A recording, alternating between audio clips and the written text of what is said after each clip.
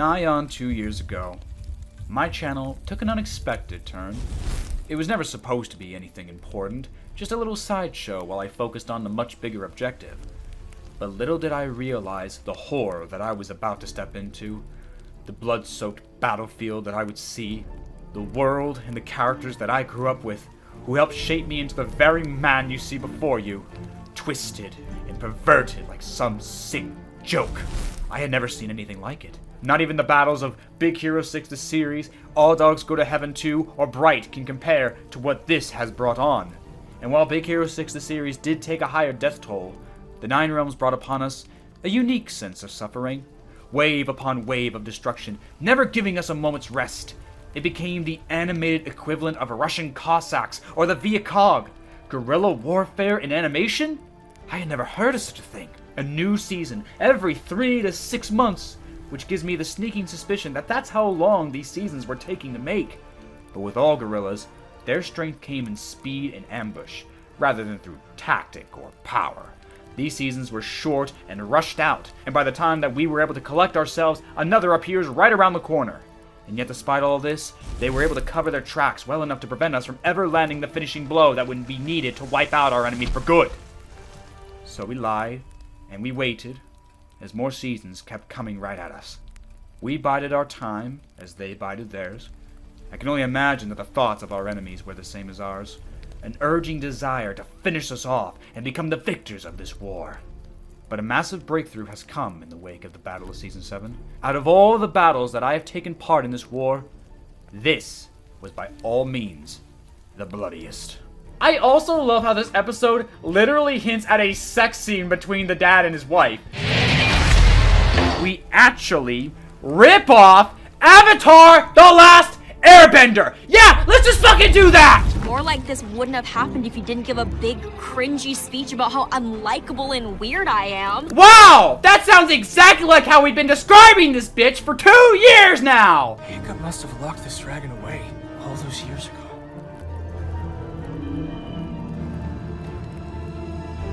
What? No, alright. I know that sounds bad.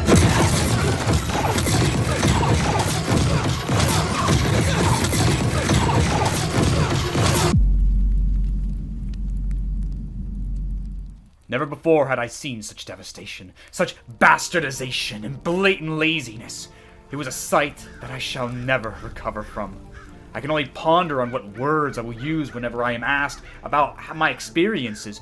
What stories will I tell my future children, and what words will they use to theirs? Will this battle even be remembered? And if it is, will it be distorted in a way in which I am the bad guy? Was this entire adventure nothing short of just a waste of time? No. I know what I fight for. And a breakthrough has been made. The losses from the last battle were outrageous, on both sides. But the enemy has made a move so foolish that there is no covering their tracks anymore. They've played their trump card, and it all comes down to this. We've discovered their base of operations, and we're marching towards it right now as we speak. In the year of our Lord 2024, we will finally succeed in bringing Ragnarök upon these 9 realms. We'll be blasting Amon Amarth and Brothers of Metal as we finish what whimpering scraps remain. The past will be avenged, the present will be saved, and the future will be protected. The Battle of Season 8 will determine the future of the How to Train Your Dragon franchise, and we will be its liberators.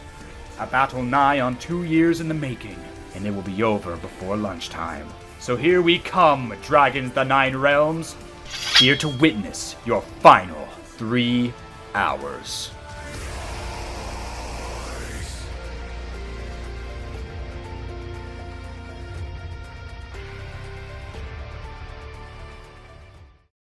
Damn, it's actually over. Like, I don't know what's more unbelievable right now. The fact that it's over now, or the fact that it didn't even last 2 years. It premiered on December 23rd in 2021, and then it ended on December 14th of 2023. Just 9 days short of lasting 2 years. Like, that's just amazing to me. What a crazy coincidence. But still, we got 8 whopping seasons in not even 2 years. DreamWorks really just wanted to speedrun a TV show and see what would happen. And sadly, we were the guinea pigs. The fans of How to Train Your Dragon were the true victims in this war. They had to watch something that meant so much to them just be completely torn apart right before their very eyes, like it was thrown into a piranha tank or something. I know the word hiccup is used to describe him, but that's probably because he had Viking indigestion. Look, there he is. There he is. Get him out of here. Get him the hell out of here. Then cuts to the audience beating the shit out of him. Fucking ripping his jacket off. Throw him out in the cold. Don't give him his jacket. Don't give him. But by this point, I think we've already made that point clear. We've talked about the show for 7 full seasons now, and I use the word full very loosely, as in the words of John Tellegen himself, seasons are a fluid concept, which I guess means you could have a whopping 3 episodes in one season, like the Owl House did. Okay, that was a weird circumstance and is not a good example. Look, it's weird how this show operated. 6 to 7 episode seasons, released frequently at such a rapid pace of 3 to 6 months, we've never seen anything like this. It was odd to say the least. And this final season is no different. You'd figure with this being the finale, maybe they'd go all out and just give us a full 10 to 13 episode season instead. Or just divide those episodes and release 9 full seasons for a show titled The 9 Realms. But then I thought about it and realized, you know what? 8 seasons is probably the best way to sum this show up. It's perfect. After all, it's always coming up short, isn't it? Also, seriously, you people wanted more of this? I thought we all agreed we wanted the show to die. Particularly after last season, when they outright admitted to their audience that they just didn't give a shit. Not about the fans, not about the franchise, this is just a paycheck to them, and they have no reason to care. Oh, you think June is cringe and unlikable? Well, you're right. But, like, that's just your opinion or whatever. Yeah, and your writing is on the record now, so good luck with continuing your career. I'm sure you'll find great work on shows like Velma. Still, it feels weird to say that it's finally over. I mean, the show didn't even last 2 years officially, and yet it felt like way longer than that. Probably because, again, we got 8 seasons of a TV show within that time span. Again, we've never seen anything like this. So, with this being the final battle for Tom, his friends, and the Queen, the question now remains, how will they go out? With a big bang, or an embarrassing whimper? Now, normally the better question would be, is that even a real question? But in this particular case, I think the first question is the right one. In that, does this show go out in an embarrassingly bad way, or does it just fizzle out into nothingness? Well, I guess it's now or never. If Season 7 was this war's Leipzig, then consider this our Waterloo. Except the show was never brilliant to begin with, and plus we'll win! So, you know, where was I going with this? I had a point. Episode 1. Proof. So, in the last video, I got a lot of comments from people really trying hard to rationalize just what happened at the end of Season 7, which is understandable, but I also feel like you guys were giving this show way too much credit. When has this show ever successfully pulled the wool over our eyes? I saw comments of people going, well, we don't know that it was Hiccup. Maybe someone framed him and used the dragon symbol for that specific reason. Which is dumb. Like, who the fuck's trying to frame a dead guy after 1300 years? Hiccup must have locked this dragon away all those years ago. How do you know for sure Hiccup did it? Who else could it have been, Eugene? I don't know. This is the reason why humanity was a mistake. This is why we should all be killed. Everything up to this point has been Hiccup. The Arrowhead in Alfheim, the Gronkel Iron in Muspelheim, the traps in Svartalheim. Everything has always been Hiccup. If anything, the amount of people trying so hard to rationalize this decision just proves my point from my last video. Because this is so out of character for Hiccup to do that it's impossible to justify from every angle. People brought up the Skrill from Defenders of Berk, but forgot that Hiccup later regretted doing that, and trapping a dragon made him no better than Vigo. Wait! We can't do this. We shouldn't do this. Hiccup, this Skrill hunted you and Toothless. It wanted to kill you. But it didn't. We do this, we're no better than the dragon hunters. We're just using a different cage. And he doesn't deserve that. Here, please hit me as hard as you can. Hiccup must have locked this dragon away all those years ago. Don't hold back. Hiccup wasn't above hurting a dragon if it meant defending himself or his people, but that is as far as he would go. If the plan was for Jormungandr to be locked up and then moved somewhere else where it wouldn't pose a threat, that'd be one thing, but no. Hiccup just left it there to die for 1,300 years, which is completely fucked up. There is no justifying that. The least Hiccup could have done is kill it and put it out of its misery. If Jormungandr really is that dangerous, to the point where it cannot be allowed to roam the earth, then Hiccup would have simply tried to kill it. It would pain him to do it, because he cares about all dragons, no matter how big or dangerous they are, but if it has to be done, then it has to be done. But that's not what happened, is it? And whatever reason that Hiccup had to lock Jormungandr up, this show does jack shit to explain it. It never goes into why Hiccup did what he did. Why would he betray his character like that? The show just expects you to accept that Hiccup would totally do this, even though the show can't rationalize it itself. Not to mention, we're also ignoring all the other major factors as to why Hiccup wouldn't even have to resort to this. Does Jormungandr just not give a fuck about the alpha dragon? Toothless isn't a big dragon, and yet all the massive dragons, including a bewilderbeast, followed him fine. And Jormungandr is not a big dragon. It's right behind us, isn't it? Oh my god, is it actually right behind? Oh my god, are you fucking serious? Oh my god, I was just kidding, but no, they fucking actually did that. So that's the world serpent right there. That's the fucking world serpent right there, guys. That's its tail right there. That's the end of the whole thing. This is the world serpent.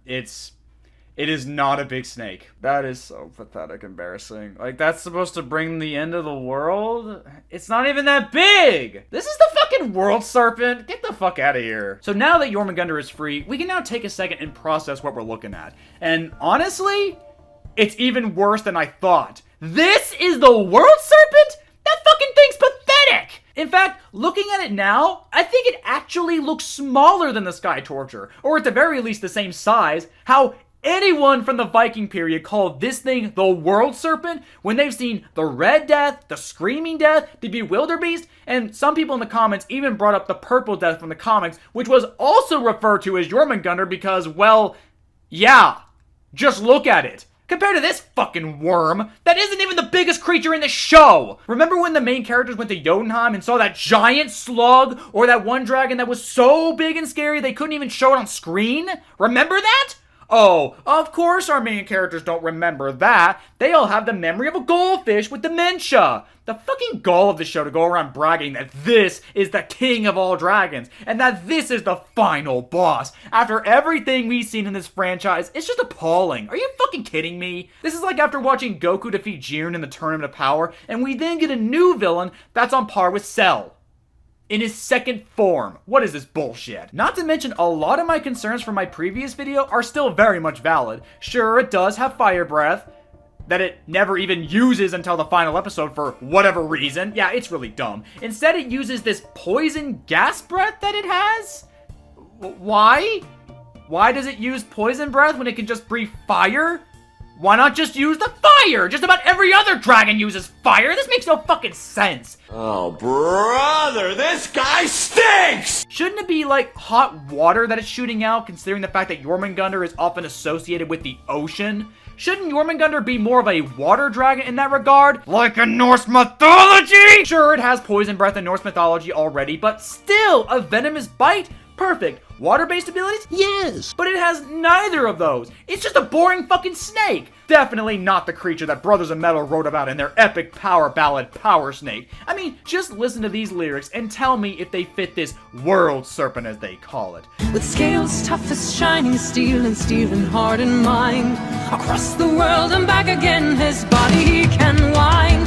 The Power Snake will drag you down and drown you in its flesh. I ain't drowning in this fucker's flesh. Are you kidding me? This creature is enormous, with fangs as tall as trees. Are the trees a bonsai or something? Linwood, king of serpents, girdle of the realm. This guy has nothing left to prove, it's size that overwhelms. Yeah, again, no. This fucking thing is puny. Also, he still can't fly when the majority of dragons can, which, again, justifies him being a water dragon. He'd be fast in the water and be able to catch anything there. So elusive and mysterious, Nessie is no match. The only thing in all the seas Thor could never catch. Oh, if only there was some lore of Jormungandr somewhere that you guys could have used to know that. Ugh, this fucking thing sucks! I know in my initial Let's Watch of the first episode, I actually praised the design of the snake, but actually, I take it back! This design is fucking lame! It has no reason to have this King Cobra aesthetic when it's supposed to be a water dragon. Also, it just plain looks derpy. You could have made this any fucking snake you wanted.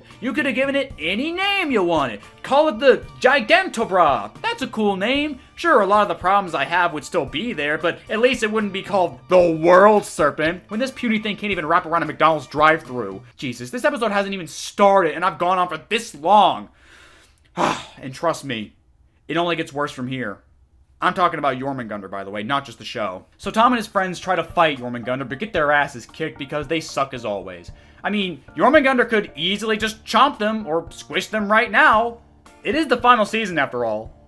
And on a high note, so Tom is upset about getting his ass kicked for the upteenth time, and I guess he blames himself for Jormungandr getting out, which is dumb, but par the course for him, I guess. Yeah, it's the final season, and it wouldn't be the same without Tom once again going through the same damn character arc about not feeling guilty about shit that's not his fucking fault. Oh, and not let people into his world again. If the dragon riders are gonna work, you have to start letting us into yours. I'll try harder to open up. I promise. So that was a fucking lie. I honestly can't even be bothered to be mad since we've done this song and dance before. Also, it's the final season, so as long as it ends with him and June breaking up in the end, then I'm cool with it. So he reads the Book of Dragons and discovers a trick that Hiccup used to hypnotize Jormungandr. So of course this means desecrating on another How to Train Your Dragon character, this time being Volka's turn. So Tom finds Volka's staff on top of Jormungandr's cage, which makes you wonder, why wouldn't Hiccup try to lock that up somewhere safe like he did the Book of Dragons? But hey, maybe the writers didn't think that far ahead yet 4 months ago. So if you remember from movie 2, Volka used her staff to somewhat control the dragons and tame them.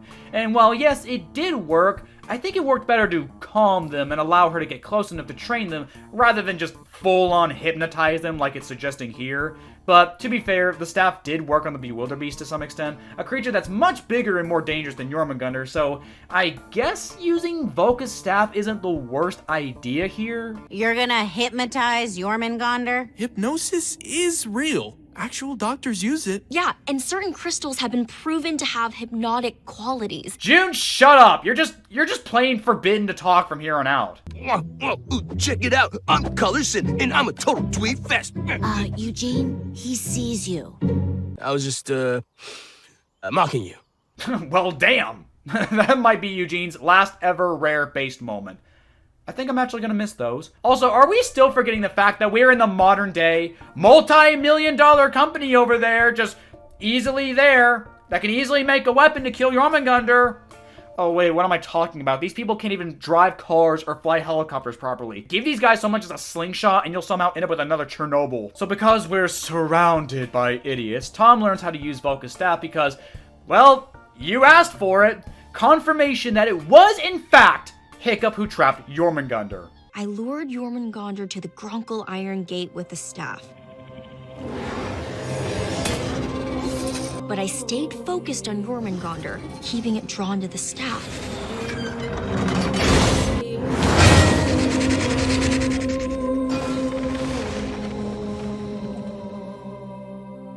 He says what he did, but not how. So there it is!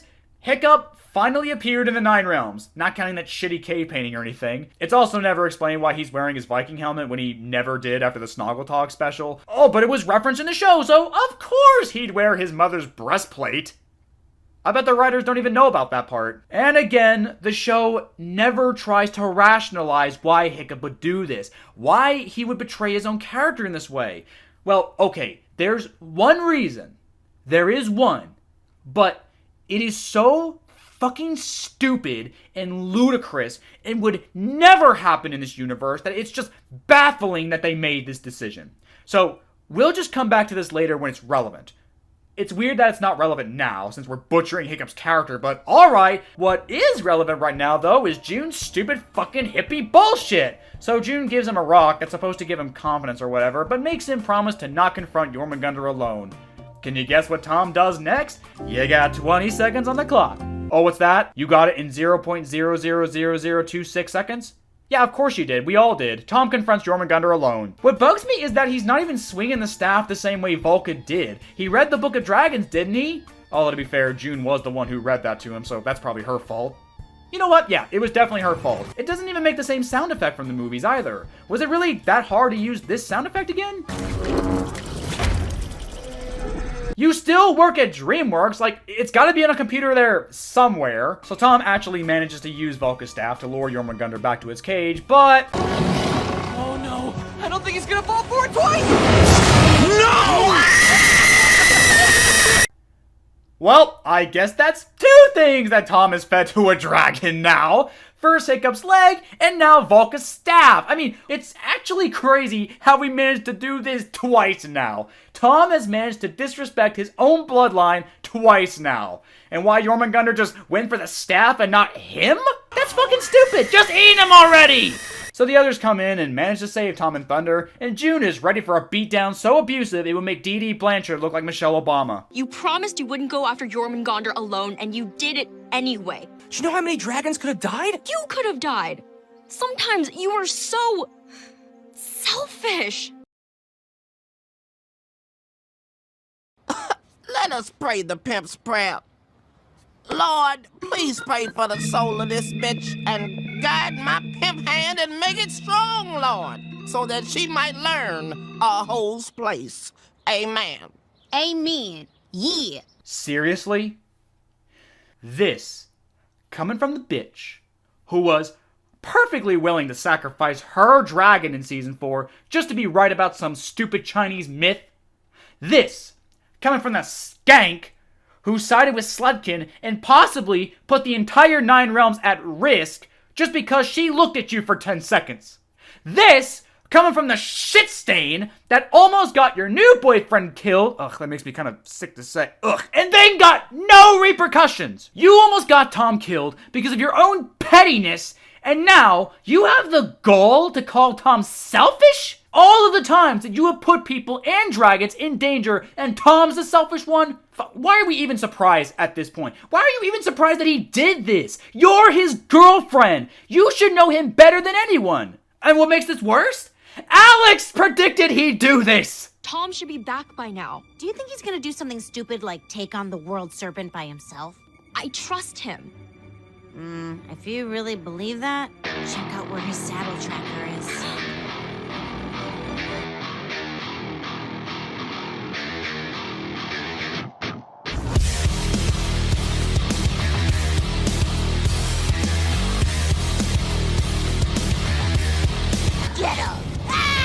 Alex knows Tom better than her tablet by now, while June was legitimately surprised. Sure, she should be surprised because you'd figure Tom would have learned his lesson by Season 8, but no. Tom doesn't even stand up for himself either, or explain that Jormungandr got the jump on him. Yeah, Tom should have just left right then and there, but it doesn't change the fact that Jormungandr attacked him. Oh, but Tom's not gonna bring that up because he's a fucking simp? But you know what?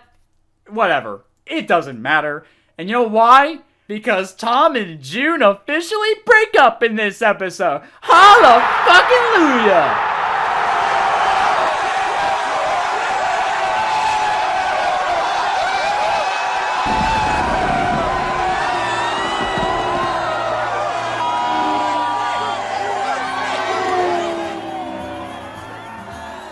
I love how this episode is playing up the sappy music even during the credits to really let it sink in that this is a sad and bitter moment.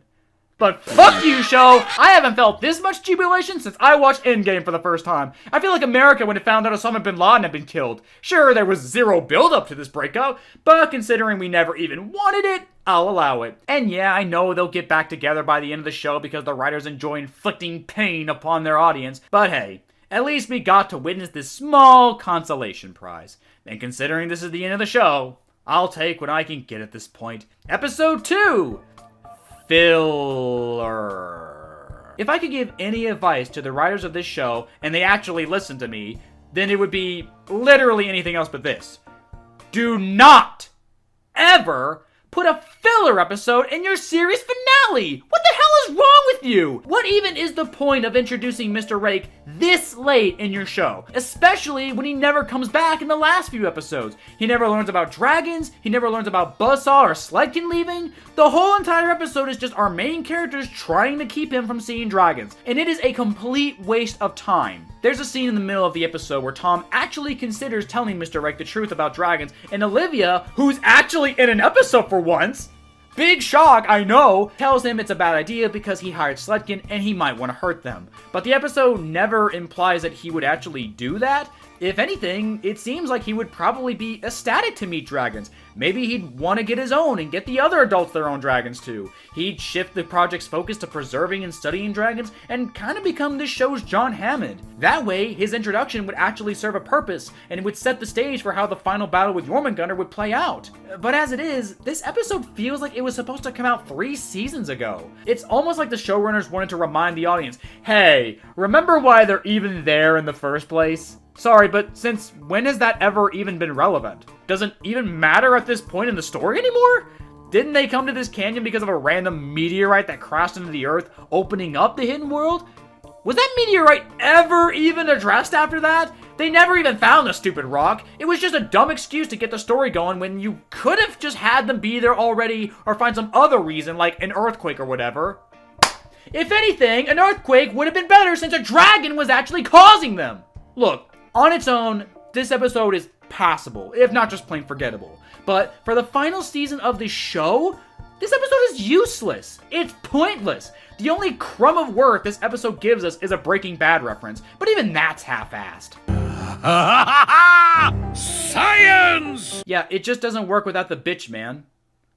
Also, only Alex can say it. Even the characters within this episode feel like they're on autopilot. Tom just got dumped in the last episode, but he still hangs out with June as if nothing ever happened. Almost like this episode was meant to come out in a previous season, but just didn't for whatever reason. There's really not much else to say about this episode. It sucks. Also, Mr. Rake's character design is awful. He looks like a deleted Miraculous character or something. What's with those arms, my guy? Are those anchor arms? Now I'm a jerk and everybody loves me. So order now, wimp! Episode 3. Dirty deeds done, just plain filthy. So, at this point, it's clear who the best character is in this show, right? But just like with Disney and Encanto, I'm wondering who actually wrote this? Because it couldn't have been anyone on this team. Alex is the one fluke they made by pure accident, and now it seems like they're trying their damnedest to put that lightning back in the bottle. I don't know if it's out of spite because fans prefer this character over literally anyone else, or if they're being genuine, but I now believe the writers hate Alex. They wasted this character so much, when she could have been both anything and everything. You could have told this great story about a nerdy girl who's scared of the real world because of her past traumas, so she clings to computers and tablets because they make her feel safe. But after coming into the hidden world and finding her own dragon, she opens up more and becomes more of a freelancer, not afraid to explore the world around her or being hurt anymore. You also could have done something with her moms as well. Maybe some of those past traumas are of bullies making fun of Alex for having 2 moms. That would actually give the LGBTQ representation in this show some meaning and stop it from being just window dressing. But all we really got from Alex, honestly, was just her being the sassy one of the group for 80% of the show's run. She had the best moments of the show, for sure, and she definitely had more going on for her character. It's just that the writers never capitalized on it. They didn't strike while the iron was hot, and so Alex was just left to sit on the sidelines while Tom and his stupid shenanigans got the front stage. Overall, and it really pains me to say this, Alex was a huge disappointment in the show, but it was through no fault of her own. The writers planted these seeds of an interesting character, gave her the funniest moments of the whole show, and then did nothing with her. They forgot to water this plant, so it just withered and died. Instead, they chose to water the weed while the rose got nothing. Okay, Jerry, let's go for a jog. Hey! Slow down! Wait for me!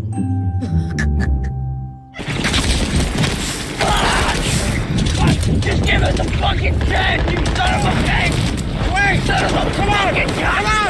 Wait! So yeah, I'm 100% convinced these writers just hated our queen for no good reason. The reason I bring this up is because this is the closest we get to Alex having her own episode in the final season, and it's fucking stupid. In this episode, Tom and his friends are busy trying to protect the dragons from Jormungandr by herding them all into one specific location.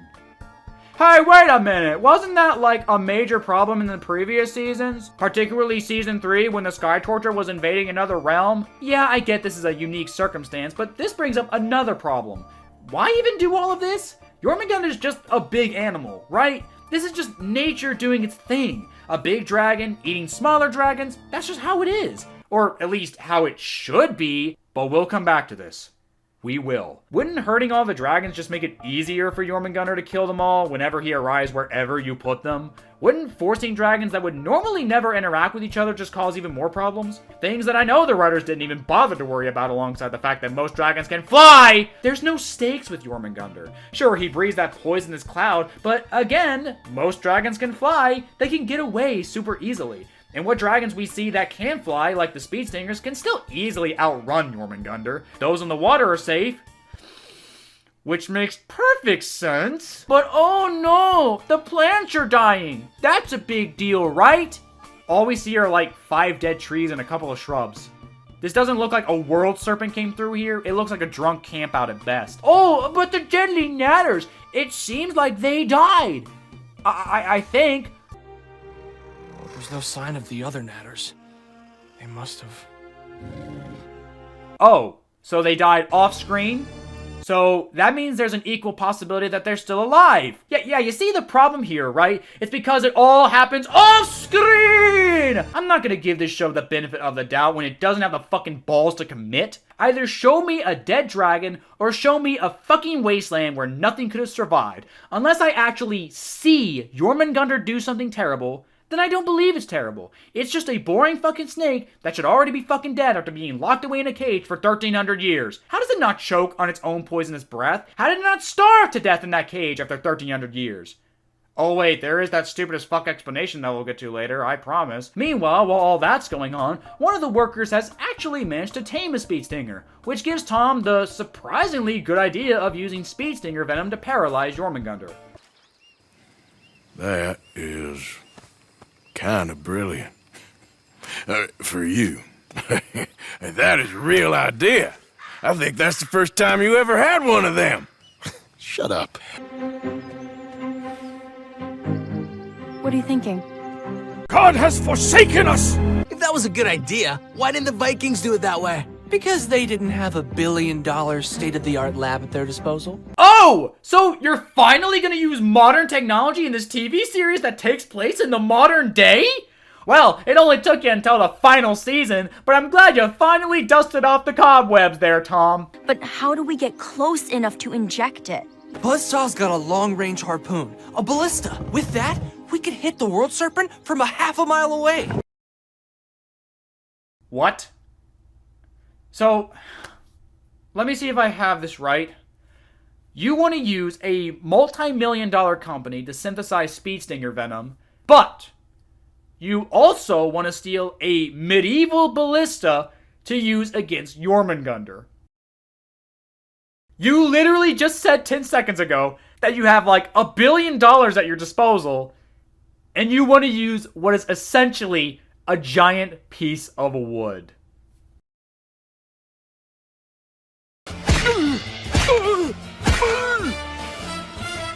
Nothing's working! Wait, SpongeBob! We're not cavemen! We have technology!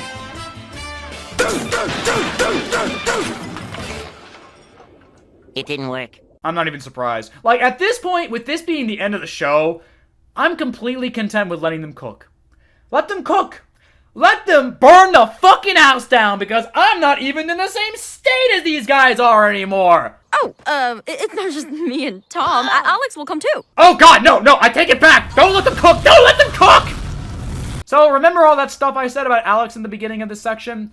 Yep, here's the proof. I remember I gave quite the speech about Alex and her missed potential in the previous video, but now it seems like the writers want to make this shit even more painful to sit through. So in this episode, Tom and June are having breakup drama, which is so fucking dumb. Why'd you even break up with each other if you didn't even want to do it? Not that I'm mad y'all did it, but still. So now they're effectively forcing Alex to be the third-party moderator of this shit. Why do y'all hate Alex so much? What did she ever do to you? She poisoned our water supply, burned our crops, and delivered a plague unto our houses! He did? No! It's bad enough that she fell for a boy that doesn't deserve her and got with another woman, but now you're forcing her to play matchmaker with them? Look at my girl! Look at how fucking miserable y'all are making her! If there was an image that perfectly sums up the ship of Tom Alex and how these writers handled it, it would be this shot right here. How much y'all want to bet this was done on purpose? So Tom, Alex, and June go to get the ballista. By the way, can't they just look up how to make one themselves?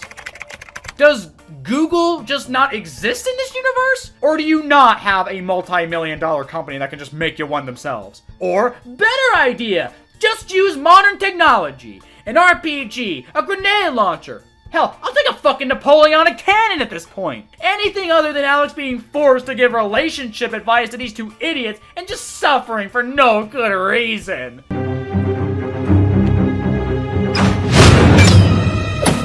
Damn it!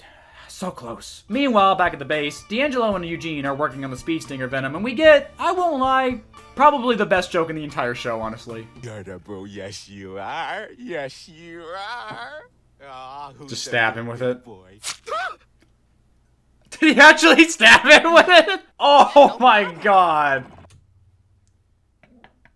Okay, that's probably the funniest thing the show's ever done right there. That was actually really funny. Oh my god. I wasn't expecting that at all. That's actually fucking funny. I like that. So finally, Alex gets fed up with being compared to bologna. She's definitely turkey. That is the best sandwich item. And just attacks Buzzsaw's goons and takes the ballista. Wow, it really was that easy. Which means Alex suffered for nothing. Fun! So Ford and Winston have been captured and I guess are now under arrest? What for exactly? I mean, you guys are keeping dragons a secret, so what actually happens to them? All Alex says is that Phil will, quote-unquote, do something with them.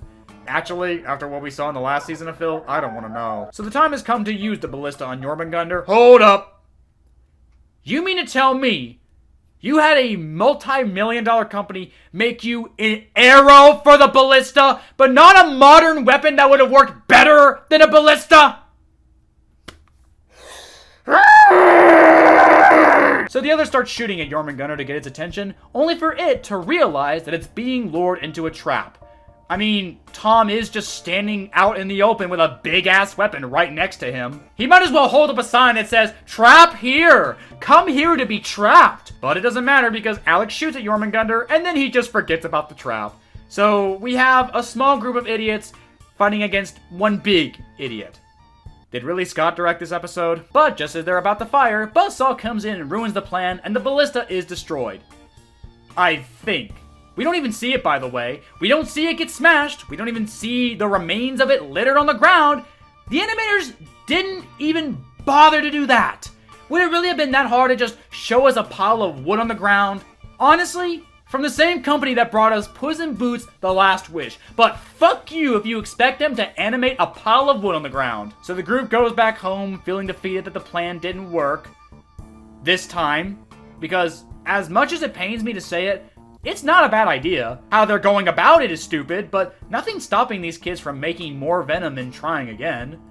Oh wait, yes there is. They're lower than the Titanic's final resting place IQ level. Just make another ballista for crying out loud. If fucking Buzzsaw can make one in the middle of the woods with only the Book of Dragons to teach him how, which you got back, by the way, thanks to the best girl, you don't even need Google. You have the capacity to make another ballista. All you are lacking is the self-awareness to realize it. Oh, but again, this is the final season of the show, and frankly, we've seen these idiots do stupider stuff. Also, what the fuck? Where are Dee's parents? They couldn't even be here, so he's gotta shack up with Alex's parents?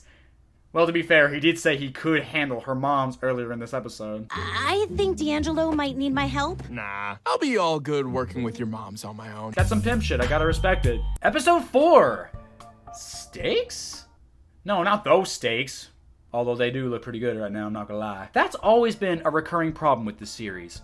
A lack of stakes. Since there was never any real danger or lasting consequence to anyone's actions, it made it damn near impossible to truly get invested in any part of the story. Especially when the previous show understood this and did have stakes.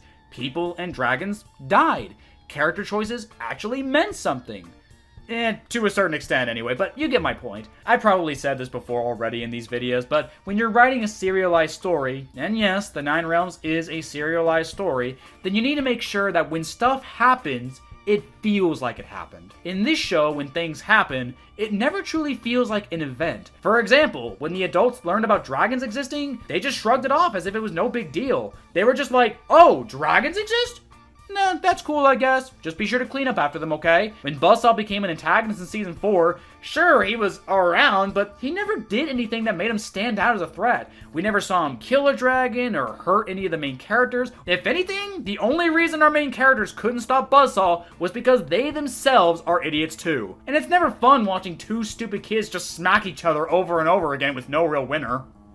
Actually, I take that back. That would be infinitely more interesting than what the show has offered. But I have said it before that I was, at the very least, interested in seeing how they deal with Buzzsaw. In that, I wanted to see how they fuck it up. It'd be like watching a demolition derby. You know shit's gonna get broken, but that's why you're here. So in this episode, Namari has kidnapped D'Angelo's dragon, Plowhorn. Now, if you're expecting this episode to answer some very basic questions like, how did Namari manage to drag a 1-ton animal back to her base using only a rope? Or, how did Namari sneak into the facility without being seen by the cameras? Or, why don't our main characters just check the cameras since that was clearly a thing they could do in Season 6?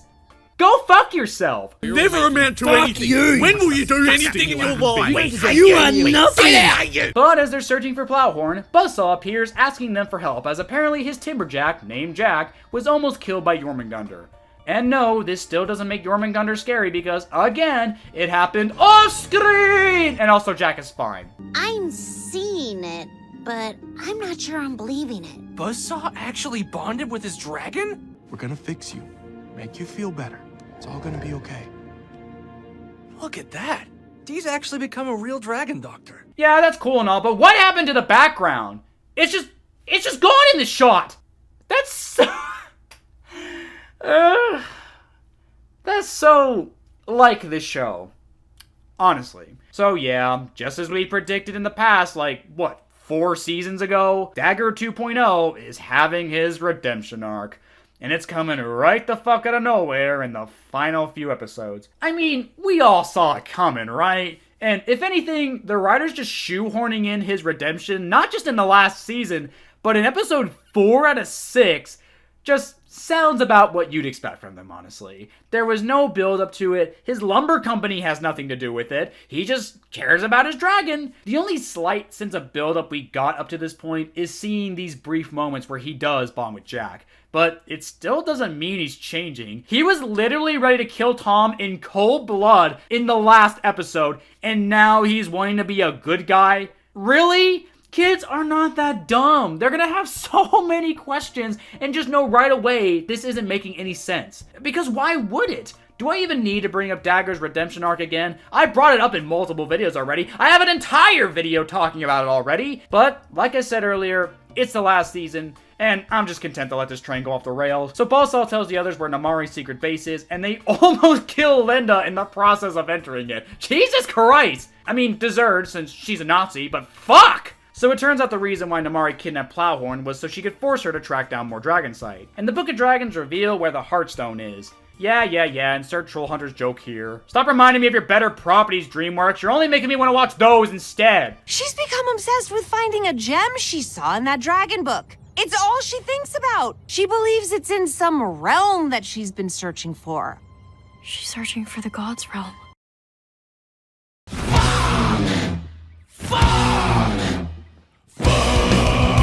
Oh, for the love of Christ! Asgard is the God's realm. We've seen Asgard already. We've seen all 9 realms. I'm the keeper of the realms.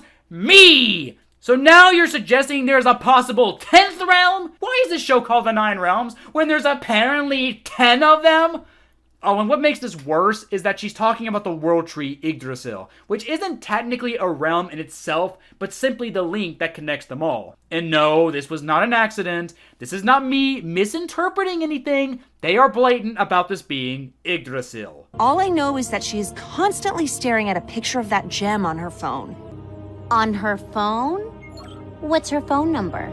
Ooh, Alex is gonna dox a bitch like she's never doxed a bitch before. So, ignoring the fact that Plowhorn is a one-ton animal that could easily just kill Namari whenever she wanted, they find Yggdrasil and the Heartstone.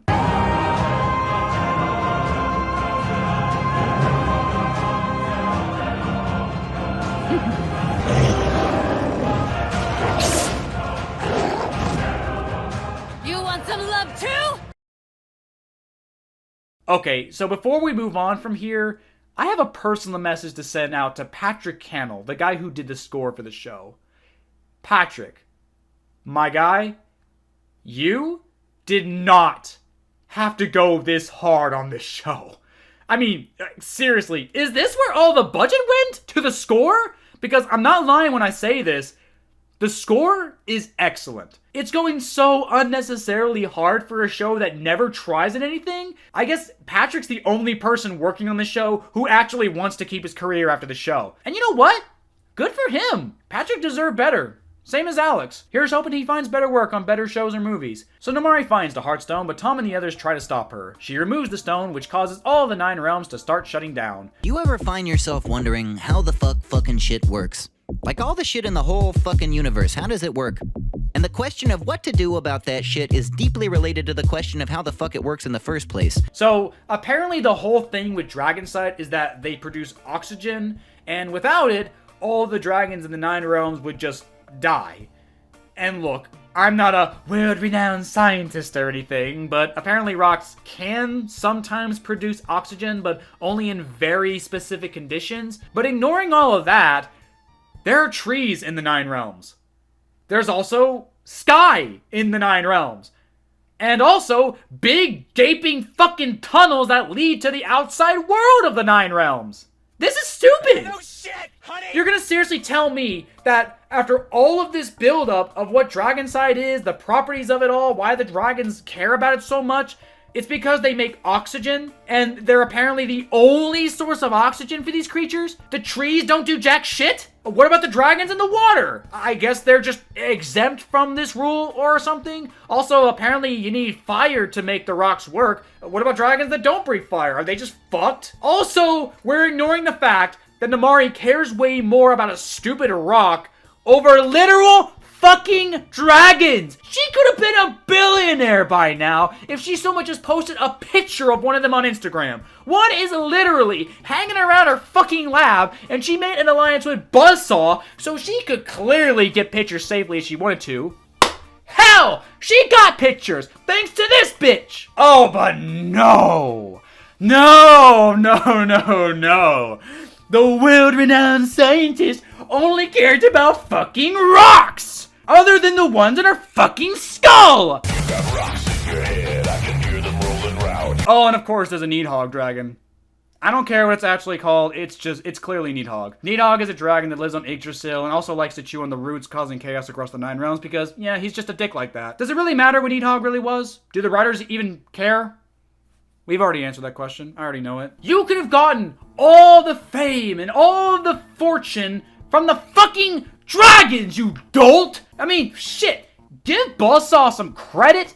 At least he saw where the money was. Who's gonna give a shit about a fucking rock? Oh, God, this is so stupid. And the only explanation that this show can give us as to why she's doing all of this is, oh, she's just batshit crazy now. She talks to that picture on her phone all the time. She never shuts up about it. And she likes to finger herself to the picture. It's weird. How did Namari become the worst villain of the show when you have Buzzsaw right the fuck over there? It's honestly kind of impressive how they managed to turn her into the show's Gollum. It's some women just have fuck me eyes. Do I have fuck me eyes? You have give us the ring, my precious eyes. The villain who seemed like to at least have common sense turned out to be the most nonsensical, moronic, and just plain lazily written antagonist in the entire show.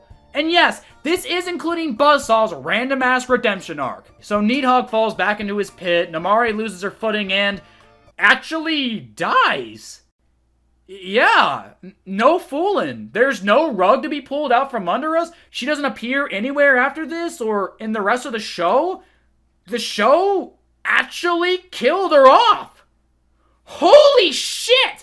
Ladies and gentlemen, bitches, bros, non-binary hoes, we got a first here. Someone actually died in the Nine Realms. Like, it's a fucking miracle! She fell to her death in Nidhogg's pit and was then most likely consumed by him. A pretty brutal death that actually fits this franchise considering some of the deaths that Race to the Edge gave us. I guess with this being the final season of the show, the writers finally decided to spread their wings a little bit. Either that or they were finally allowed to. When I first watched this season, I genuinely didn't trust it. I had no faith that ththese writers would actually commit to killing a character off, even with it being the final season. But no, they actually killed someone off. I half expected it to be Buzzsaw getting eaten alive or something, but no. Namari just falls to her death trying to keep hold of the One Ring and pays the price for it. Real funny shit. Episode 5.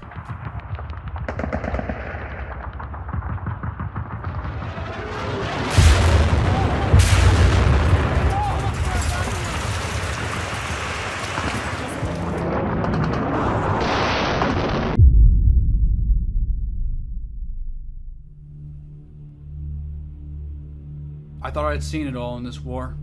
Stupid characters. Ugly animation. Nonsensical storytelling. Every time I think I've seen everything that the Nine Realms has to offer, they always surprise me with something new. I figured with them being in a corner, they had run out of tricks, out of things to ruin or pervert with their ways. I've made that mistake before, and I can't believe I've done it again. So here we are, everybody! The final story. The last 2 episodes are a 2-parter. So in the first episode, June's mom calls an emergency meeting after finally learning about Jormungandr. We get a dumb filler moment where Eugene and Alex try bullying that one guy whose name I don't even remember or care to remember. Why is Alex going along with this?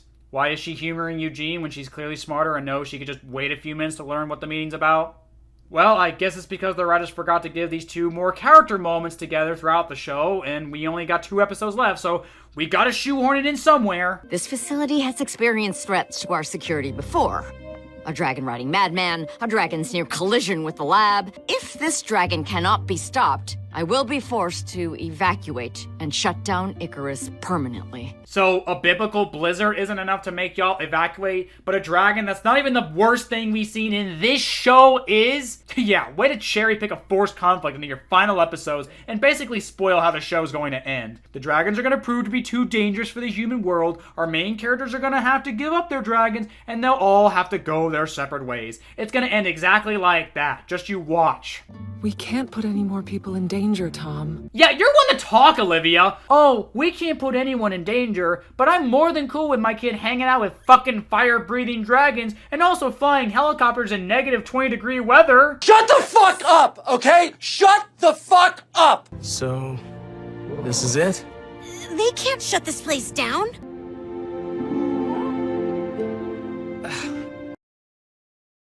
No. They better not do what I think they're gonna do with those 2. No fucking way. Hey, look, no biggie. I'll miss Webs, but new human friends are easy to find. Also, wow, Eugene's being an asshole again. What a surprise. There's still time to stop it, and that's exactly what we're gonna do. But we've tried before, and failed. It's different now. Just do your last plan again. It wasn't that bad. Oh my god, I know exactly how they're gonna do this. So instead of the actually smart plan to use Speed Stinger Venom to paralyze him, they're just gonna steal from the second movie and race to the edge and just have all the dragons from the show gang up on the poor thing and beat it to a pulp. And also like they did in season 3 of the show. So now they're just stealing from themselves at this point. Again. God, this is just sad at this point, man. Fuck. It's Jormungandr, and he's in the King's Realm. Thunder's family. Holy shit, they actually brought up Thunder's family again. At this point, I was starting to think they were holograms. So, like with so much in the show, it would have been really nice to, see the fight that happened between Jormungandr and Thunder's family. Then maybe I'd give a shit. Hell, maybe I'd give more of a shit if we actually saw Thunder's family for more than 2 episodes. Quick question, how the fuck are these guys not dead? They have scars all over their bodies, but there's no way Jormungandr wouldn't have just murked them all with his giant mouth. So how are they even alive? Well, believe it or not, there is an explanation. But you won't believe it. I bet money you won't believe it. For you see, it is so irrevocably stupid and ludicrous that I actually think I developed a brain tumor from this show finally. It makes absolutely zero sense from every conceivable angle. It explains how Jormungandr managed to survive being locked up for all those years without food or water. It explains why Hiccup broke his own character to lock it away forever. It explains everything, and yet makes no fucking sense, as something like this would never happen in this franchise. This would be as if Lord of the Rings suddenly brought up Buddha or some shit like that. You want to know what it is? I'll let them tell you. What do you know about this thing? Well, according to the myth, Jormungandr is the child of Loki, god of mischief. That might explain why he's so hard to pin down. Why is the serpent doing this? What does he want? Ragnarök, the end of the world. That's right. Jormungandr is Jormungandr. The Jormungandr.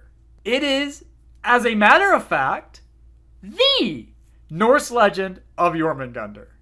This is it. This is the same Jormungandr that apparently wraps its body around the world. This is the son of Loki, half god and half giant. I wish I was making this up. It's actually the Jormungandr? How the fuck does that even work? Whenever the show did bring it up, it always alluded to the fact that everything in Norse mythology was simply based on the hidden world. None of it was actually real. Yes, they often got their info wrong thanks to June's stupid ass, but it didn't change the fact that everything in Norse mythology had a logical and grounded explanation to it. And that's not just in this show. Race to the Edge did the same exact thing. Remember in that episode when lightning strikes, when the riders created those big metal rods for the dragons to stand on? And then suddenly lightning started striking all of Berk. Everyone thought it was because Thor didn't like Toothless or the dragons being there, so they tried to ship them all off. But then Hiccup was able to deduce that it was the metal that was attracting the lightning. It wasn't Thor at all. There was a logical explanation to what was happening in the episode. But you're seriously gonna tell me now that Jormungandr is the real deal? Seriously? I said this in the last video, but dragons in this universe are not fantasy creatures. They're just normal animals who happen to be dragons. For a show that's labeled as a fantasy adventure, there's really not a lot of fantasy in it. This isn't like Lord of the Rings or Harry Potter where there's wizards and trolls and stuff like that in it. And no, this does not count as a troll. I do not understand how some of y'all don't see a wolf. Y'all need your eyes checked, for real. Especially when you realize that trolls were considered a conspiracy theory in the original movies. I take him fishing and he goes hunting for trolls. Trolls exist. They steal your socks, but only the left ones. What's with that? Everything in this franchise has always been grounded to reality in some way, with dragons existing being the furthest it ever went with its fantasy elements. Oh, but Jormungandr is just this weird exception? What? Now, I know what y'all are thinking. I know what y'all are gonna say in the comments. Razor, you're overthinking it. It's not actually Jormungandr. It's not actually meant to be a world serpent. It was always meant to be an exaggeration, an interpretation, just like everything else in this universe is. Is it though? Is it? Well then, tell me then, viewer, how Jormungandr managed to survive being locked up in a cage for 1,300 years without food or water. Tell me how it apparently is super intelligent to the point where it not only can see through people's traps, but apparently it has the intelligence to purposefully spare certain dragons, knowing well enough that our main characters will waste their time while it goes off to purposefully target the Heartstone because it just wants to destroy the 9 realms for some reason. These sensors aren't going off here. They're going off in the God's realm. That's why the serpent let the Nightlights survive. He knew we'd stay here to protect them. I don't think even the writers know why. Jormungandr is not just some animal like every other fucking dragon in the show. The only logical explanation for all of this is Jormungandr is an actual god. Just a quick addition. John Taligan on his Twitter has stated that the world serpent was inspired by Jormungandr in the show. Or, at least, That was the idea. However, given this show's execution of Jormungandr, there is no way one can rationally only just assume it is not a god. On top of that, John Taligan has proved he is not the most competent writer. Or, at least, the most passionate. The implications of this revelation are absolutely staggering, not to mention bastardizing. I guess this means that all of Norse mythology is actually real somehow. Don't ask me how it works, considering they've gotten everything about Norse mythology dead wrong up to this point. If this is the actual Jormungandr, well then that would mean Loki is a real person too. And that would also include his other children, Hel, Sleipnir, and Fenrir. Yeah, Loki has children that are animals. Don't ask about Sleipnir, though. If you don't know, don't ask. You're better off. And if Loki's real, that would mean that all of the other Norse gods are real, too. Odin, Thor, Freya, Baldur, Tyr, all of them are real. I guess Hiccup was just wrong about the metal and when lightning strikes. It actually was Thor who was shooting lightning at Berk the whole time. Hiccup's just a dumbass. Are you sure you know what you're doing? Sure, that's a strong word. It's really more of a...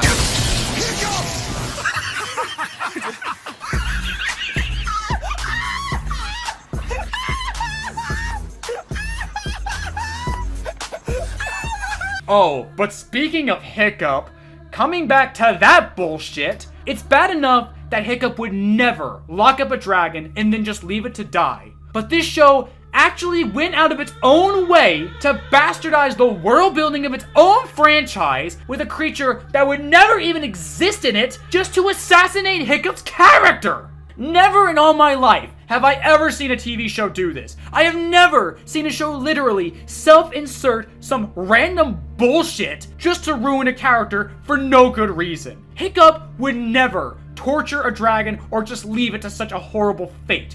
And Jormungandr would be just another animal. It wouldn't be a fucking god! It's funny how another reason why they made Jormungandr a god was to try and justify why Hiccup wouldn't have killed it, when that would be way more in character of him to do. Because you can't kill a god, now can you? Even though Jormungandr dies in Norse mythology! The one time you guys actually wanna adapt the source material, and you still puss out like a bitch! I am absolutely flabbergasted.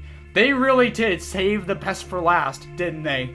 Zero build up to Jormungandr even being a thing in this universe. Not talking about the Purple Death, by the way. Only to just shoehorn it in as the final boss out of nowhere in this final season. It's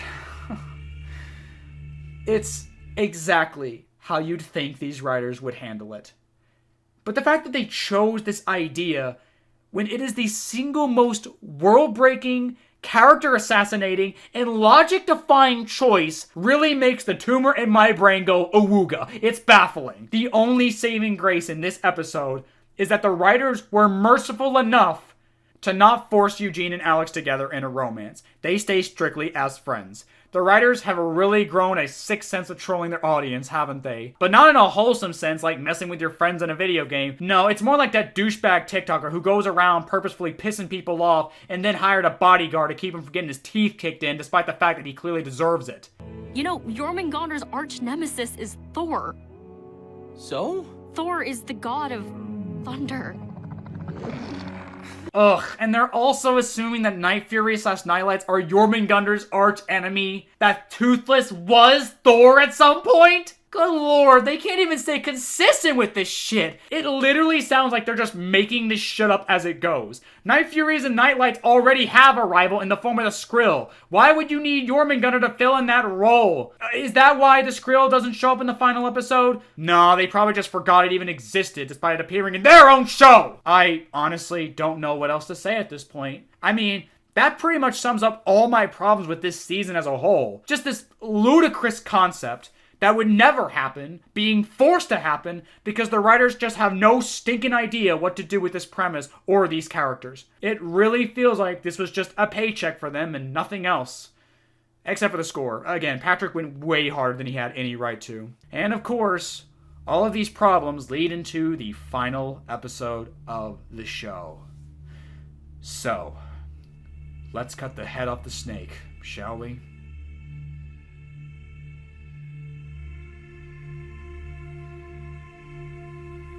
So Jormungandr's great plan was to spare Thunder's family, who he somehow just knew was related to Thunder. Don't ask how! So that while the writers are busy making a brand new cage that's never used, so for the most part, episode 5 is entirely filler. Of course it is. Don't ask how Jormungandr knew they'd build a new cage when the old one is still there. This is so dumb! Jormungandr can attack the Heartstone so that it can destroy the 9 realms and unleash Ragnarok. Would it even matter if I brought up real Norse mythology at this point?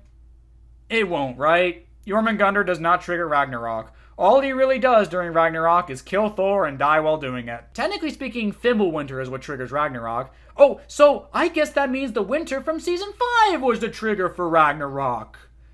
Wouldn't it have lasted for the rest of the show, though? Yeah, that's what I thought. This show's about as accurate as Ben Shapiro's prediction on the Barbie movie.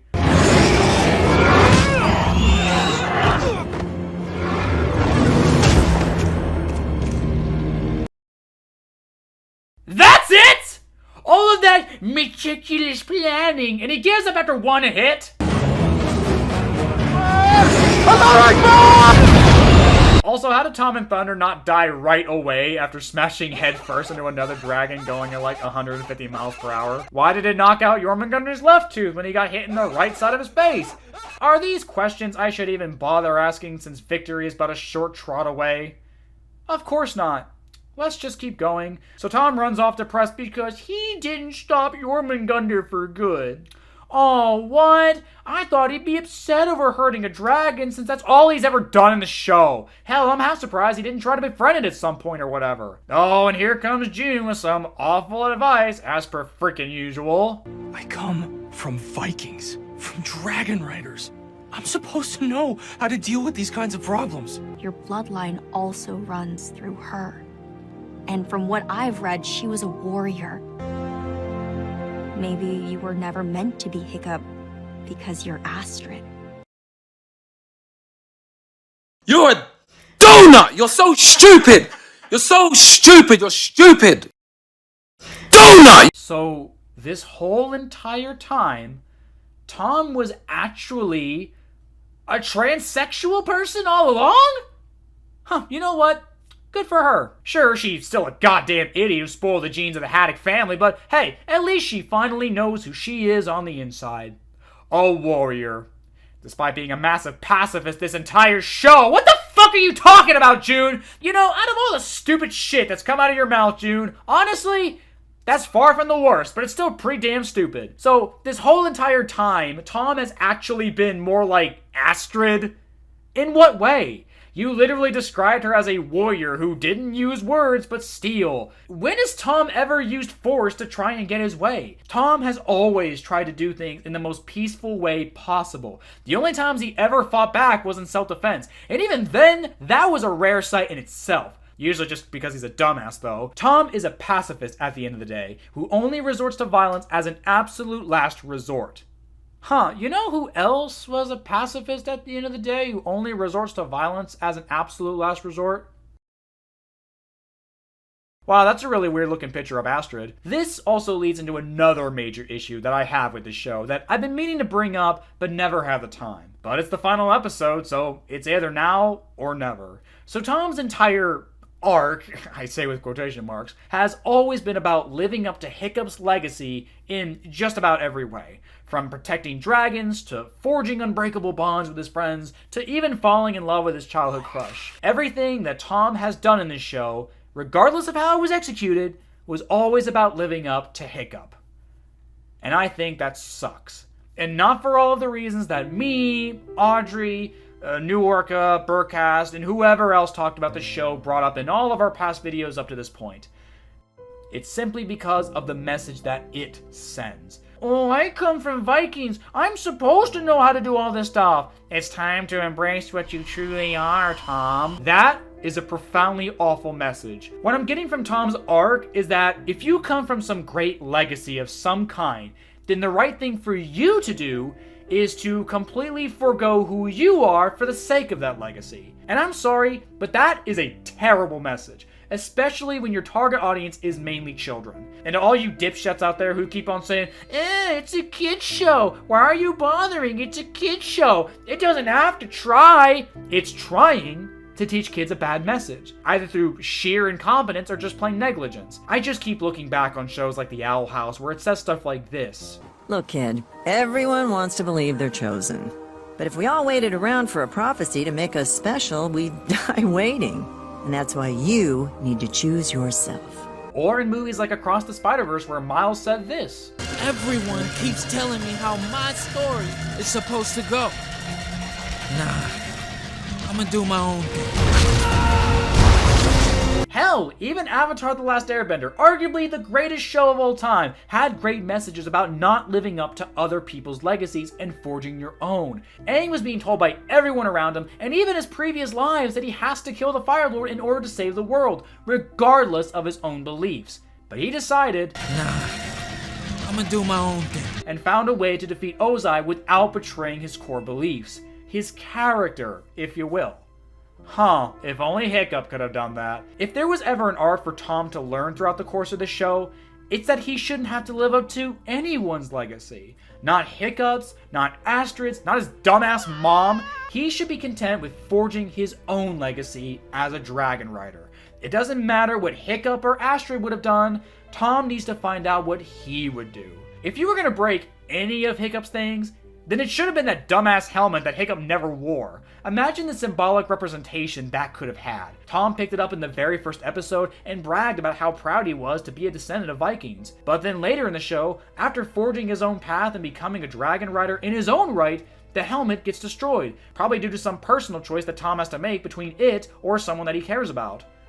Alex. It would be Alex. Destroying that helmet could have represented a growth in character for him, as the helmet once meant something to him, but now he's ready to move on and become something better than his past.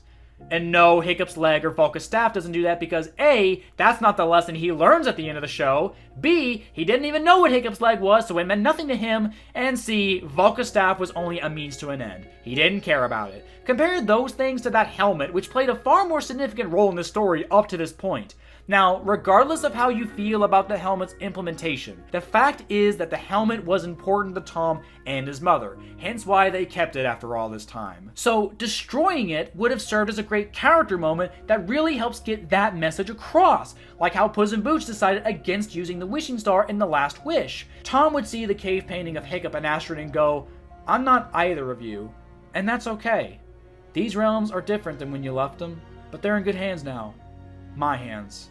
It's genuinely interesting how the writers of the show don't seem to understand it. When they actively try to make the show and their characters their own thing, then at times, it can be decent or even good. But when they focus on just rehashing and repeating the original franchise, which they do 90% of the time, it sucks because there's a far greater standard there. We're not comparing the 9 realms to Race to the Edge just to be dicks. Those who say, I should judge the show based on its own merits, otherwise I'm not being fair. It's a blatant copycat, down to the fucking marrow. And it all came down to Tom realizing he's not supposed to be like Hiccup, instead he's supposed to be like Astrid. So nothing changes. He's still working to live up to someone else's legacy. And I'm sorry, that's just a piss poor message that I can't support. And now that I know where this show is going with Tom's arc from the very beginning now, ignoring all the piss poor writing and inconsistencies of his character up to this point, it ruins whatever rewatchability that this show had. Because all this time, the show is just building up to a shitty message that no one wants to hear. Not just because it's executed like shit and defiles itself all over a better franchise, but because nobody wants to be told that they have to be like someone else to be worth anything. But what else do you expect from a TV show that can only exist by trying to be like someone else? So yeah, that's why Dragons of the 9 Realms sucks ass. Now let's finish this shit. So, like I predicted earlier, Tom and the others get all of the dragons from the show to just gang up on the poor thing and drag it behind the woodshed to put it out of its misery. But then Jormungandr remembers it has fire breath and actually kills the Elder Nightlight. Huh. So that's one person and one dragon actually killed on screen in the show. Huh. Well, that's certainly a record. It's not a high one, but it's a record. So yeah, you can guess what happens next. Thunder is now the new Alpha Dragon. We saw this shit coming since season 6. I don't even have the energy to pretend I care anymore. What does get me, however, is Buzzsaw showing up out of nowhere to help the riders fight Jormungandr. And then he's never seen again for the rest of the show. I'm not kidding.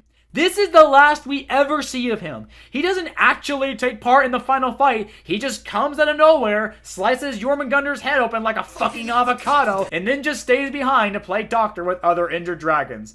And that's the story of Buzzsaw. He just stays in the hidden world helping dragons, I guess. I'll come back to this later. Once I've made a decision, there's no reason to wait. Does a big-ass snake manage to sneak up on a multi-million-dollar company? Oh, that's right. All the adults are just blitzed off their rockers 24/7. How can I forget? Oh, and you want to know what else I can't forget? So, a storyboard artist by the name of Ian Milene, I don't know how to say that, accidentally uploaded the storyboard of Jormungandr's attack on Raketown months before the season was even announced. And it's still on his website. Now, don't get me wrong, I'm not hating on Ian, it's good work, but the fact that someone who worked on this show uploaded their work months in advance and spoiled the final episode of the series, and no one seemed to care, really is the perfect way to sum up DreamWorks' feelings on the show. Like, it's absolutely hysterical. Like, you never see Disney put up with that shit. Like, if someone at Disney did that shit, they'd fucking kill them and hide the body. Not to mention the storyboards are actually better, since in the storyboard, the adults actively take part in the final battle. Phil uses a gun! Like, holy shit! An adult is actually using a real gun in this show! That is insane to me. So, clearly the storyboarders and the animators wanted to use modern technology since it only made logical sense to do so in this show, which takes place in the modern day, only for John Tellegen, the executive producer of the show, to cut it out for whatever dumb reason. Oh, but what do you expect from the guy who doesn't even remember the names of the characters from the franchise that he works on? This show was doomed from day one. So Thunder goes full alpha, and with the help of the Full Ripper and the Sky Torture, they blast Jormungandr and defeat him. Huzzah! I don't fucking care. They then drag him back to his cage off screen, because showing things is hard, and explaining things is hard. Not to mention still fucked up because it's supposed to be an animal. Oh, but what do I know? It's a god, apparently. Whatever, we have more important things to deal with. Like Tom and June getting back together. Looks like this time I have to be the brains of this outfit and the impulsive one. She's faking it. Well, it was fun while it lasted. But hey, net positive, this is the last scene they ever share together. So, there's that. But then we get the revelation that we all saw coming a mile away. Because if there's anything this show has to steal from itself, it's how it ended. So because Raketown was destroyed, the dragons themselves decide that it would be best if they went back to the hidden world and for Tom and his friends to leave. So they have their emotional goodbye with their dragons, and the riders all go their separate ways. It's honestly the best ending we could have hoped for. I mean, seriously, think about it. All of the dragons go back to the Nine Realms, our main characters separate, and everyone on base just agrees to never talk about what went down in Raketown. So, with Jormungandr back in his cage, the hidden world hidden away again, and practically no humans left to interfere with it, it's as if nothing ever happened. And nothing did happen! Congratulations, sir! You just finished 8 seasons of a television show! Great! What do I win? Nothing! Now get out! What? Get out! Oh, and the cherry that's on top of this nothing sundae? The show's final frame is nothing short of perfect. You know, Mom, I was thinking, maybe you should teach me to fly helicopters. Don't worry, Mom. I totally got this. It's fine. No, don't touch. All right, pull back to go up, right?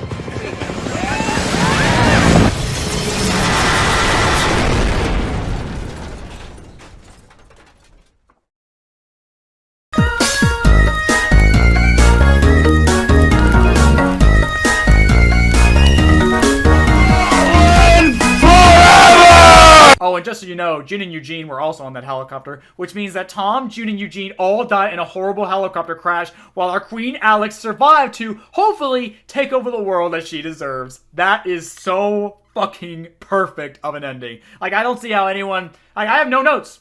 I have no notes whatsoever. You think I'm exaggerating when I say that this show is pretending like nothing ever happened? Just take a look at where Buzzsaw ended up. Oh wait, that's right, you can't! Because this is literally the last time we ever see him. So I guess he's just left to tend to the 9 realms or whatever. He's just down there doing whatever he wants. Sure, he tried to kill our main characters at multiple points in the show. He tortured dragons and even his own henchmen. But hey, D'Angelo helped him one time, so now he's 100% redeemed. Zuko wishes he had a redemption arc this deep. Everybody just forgives him for all the times that he tried to kill them, or their dragons, or attacked Raketown, or any of that shit. Meanwhile, he never rebuilt his lumber company. He never mentions his henchmen ever again. His henchmen themselves are never mentioned again, period. Like, what happened to them? Were they arrested? Like, how would that work? You have to keep lying about dragons, so what happened to them? So I guess Buzzsaw really did become the new King of Dragons, considering he's the only human left down there, and is now free to do with the realms whatever he pleases. Well, it's an ambitious ending, I'll give it that much. Lenda the Nazi was also just forgotten about. Sure, she just tagged along with Namari for no good reason, but she still played a part, you know? But the last time we saw her was back in episode 4. Was she arrested too? Did she get away? Was she admitted into the NASA program just like all the other Nazis were, which would later allow for future generations to also become Nazis and spread that terrible rhetoric across this country? Headcanon, she took a cyanide pill and shot herself like her glorious leader did. How else should a Nazi go out? It's almost like this ending was written with the sole intention of just moving on and sweeping this whole thing under the rug. Buddy, I ain't taking the rap on this. I lock this place up every night. It's not my fault if every pervert, weirdo, Well, don't talk to horny... me. DreamWorks really was just washing their hands of this garbage, and now want to focus on that weird live-action remake that's coming out in about a year or so. But as for this chapter of How to Train Your Dragon, I think it's safe to join DreamWorks and simply bury the lead and hope no one finds the bodies. And that's it. That's Dragons the 9 Realms. It's finally over. And like I said in the opening, it's strange how it feels like it just started. It came out of nowhere with little to no fanfare, existed for not even 2 years, kept shitting out seasons every 3 to 5 months, refused to elaborate, and then left. Dragons the 9 Realms. You were... something. That you were for sure. This show tested a lot of us and our potential as content creators, be it as critics, artists, animators, etc. All with this burning passion to look at this obvious cash grab and say, oh come on, is this really the best you can do? Because we can do better than that. And it showed, considering how more people found out about this show, not because of their own efforts, but because of ours. And sure, this show pushed us to our limits at times. Hell, there were times when we felt like just giving up and wanting to throw ourselves off the edge of New Burke. But we held on. Either out of sheer morbid curiosity or ruthless discipline, we held on to see just what absolute devastation awaited us on the other side of that hill, and the destruction was more than we could have ever imagined. But this doesn't have to be the end of the story. I know it's not for me. My story didn't begin on this battlefield, so why should it end here? I never expected this battle to last as long as it did, nor did I expect the impact that it would have. The positive impact, that is. Despite my battles and my injuries, I've made some truly great friends along the way. I've become not just part of a community, but also a voice in it. One that people take quite seriously. Well, hopefully not too seriously. And it's this community that continues to follow me even through my other pursuits. My channel literally wouldn't be what it is today if it weren't for this show. So in a weird way, I am grateful for the 9 Realms' existence. It inspires me in ways that I never would have been inspired before, or imagined. I've learned a lot on my journey to the 9 Realms, and now it's time to enter a new age. DJ? It's time. Right. I still don't understand why we're doing this. It doesn't deserve it. This thing needs to be buried and forgotten for the rest of time. If all we do is forget, then we're doomed to see it repeat, to make the same mistakes. Don't you agree? Ugh. Look, I'll admit you're right. Maybe it doesn't deserve this. But it's not about deserve. It's about us, and how far we've come. All of us. I can't stop you from hating the show, and I won't. But maybe from here on out, don't take the show as an insult. Take it as a lesson. Yeah, well, I'm still gonna hate this show with all my guts. Well, who said I was done hating it? I'm simply trying to look at the positives. Like, Meeting you? Ugh, that's subjective. For all you know, meeting you was my biggest mistake. Oh, please. Your fanfiction video wouldn't have been the same without me. Oh, you mean the video where I got you to read smut like it was Shakespeare? Don't tell me you didn't like it! Oh, forget about it. Are we ready? Good. Then let's do this. Goodbye, Dragons of Nine Realms. You were a rival for a time. And like all good warriors, I'm sure I'll find another. Sooner than I'd like to admit.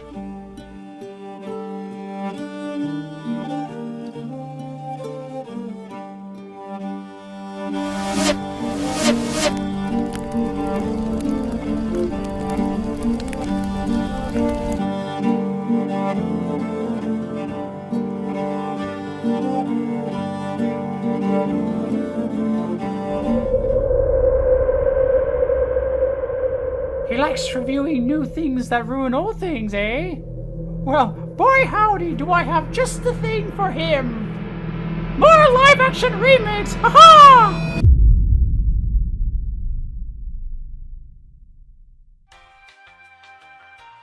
Ah, there you are, Mr. Haddock. So, these kids say that you know them. Oh, nope, never seen these kids before in my entire afterlife. Oh, but they said your name specifically. Hiccup. Well, how do you know that they don't have indigestion? Nope, I can 100% tell you that I have never seen these kids ever in the 1300 years that I've been up here. Makes no difference in my sad, pathetic life as a drunkard. To hell with all of you!